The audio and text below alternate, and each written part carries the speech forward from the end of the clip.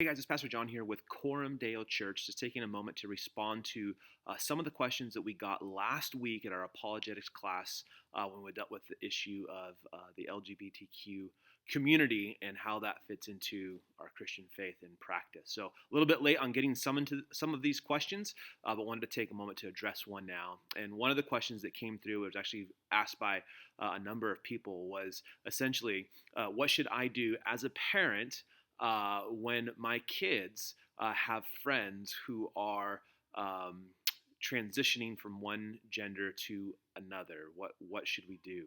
And one of the reasons that this question is so hard to deal with is because the vast majority of Christian parents never guessed or imagined that this would be a question they would actually have to face. Just a couple years ago, the idea of transgender was not even on the radar, but it is on the radar now. And so as Christians, we need to think about what does a response look like, especially not just for us relating with a neighbor, but what about our kids when it's their young friends that are going through these types of transitions? What does it look like? And so I think, is so often the case, the question is, what does it look like for me to love God and my neighbor when this is the situation, right? What does love for God and love for neighbor look like? So I would I would offer a couple of principles that should guide I think the decisions that you as a family make.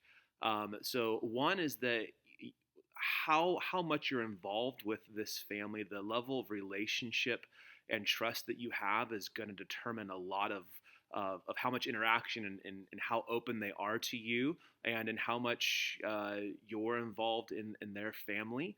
The age of your kids is going to make a difference in terms of their maturity and their ability to understand and to discuss things. And so you have to consider the relationship that you have, or if you have any relationship with these neighbors or with this family and this child that is is in this situation. The other thing, and this is really important, it actually came up in discussion last week during the class, is we have to understand as parents that our responsibility to love our kids is a different responsibility than to love our neighbors. And so we do need to love our neighbors as ourselves, but we have a greater priority to love our kids. And one of the things that means is that as a parent, you need to be very wise and discerning about how much you're willing to expose your kids to. So if we were thinking about a different issue and it wasn't, transitioning from one, gender to another, if it was somebody who, a kid had a really foul mouth, that was super disrespectful or something like that. There are times as a parent where you draw lines and you say, yeah, I'm not going to have my child spend time with this other child. My priority, my first responsibility is to my own children, and in love for them, I need to protect them from this situation, from this influence. Parents do that all the time, and we do it in a number of different ways. I think as a parent, you need to think through, what does loving your own kid look like? And that may mean that you just need to cut that relationship off. And part of that is going to depend on, again, the age and the maturity of your own kid and your ability to talk through these issues with them. So the first priority is to love your own kid. And the other thing is this: when a young kid is transitioning, that's not something that a kid dreams up on their own. That's something that's being nurtured and encouraged at home with the parents. And in some ways, or perhaps many ways, the kids in those situations are almost victims, and the parents are the ones that are really driving it, and the parents are the ones that there needs to be conversations with. No parent who loves their kid is going to give their kid whatever they want whenever they want, because kids are selfish and they make wrong decisions. And so part of a parent's responsibility is to shield their child from those poor decisions. My guess would be that if we've got younger kids who are trying to transition, that this is really a parent issue. And so, as you being a parent, the conversations that you're going to have are probably going to be with this parent, with this other parent, and not with the child that is going through the transition. And the principle again is love for God and love for neighbor.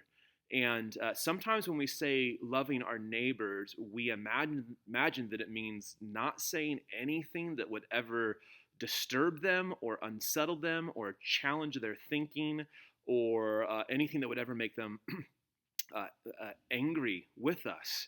But when we look at the Gospels, nobody loved the world like Jesus did. That's very clear. And yet, the way that Jesus loved the world led some, maybe say many, people to hate him. And so we need to keep that in mind as we are trying to navigate these issues, that love doesn't mean that we avoid the issues, and love doesn't mean that we don't say anything about it. Love is never going to be less than truthful. And so there may be some challenging conversations that need to take place, not between you as the parent and your child's friend or the neighbor kid, but between you as a parent and the neighbor parents, or the parents of any sort of kid that may be going through something like this.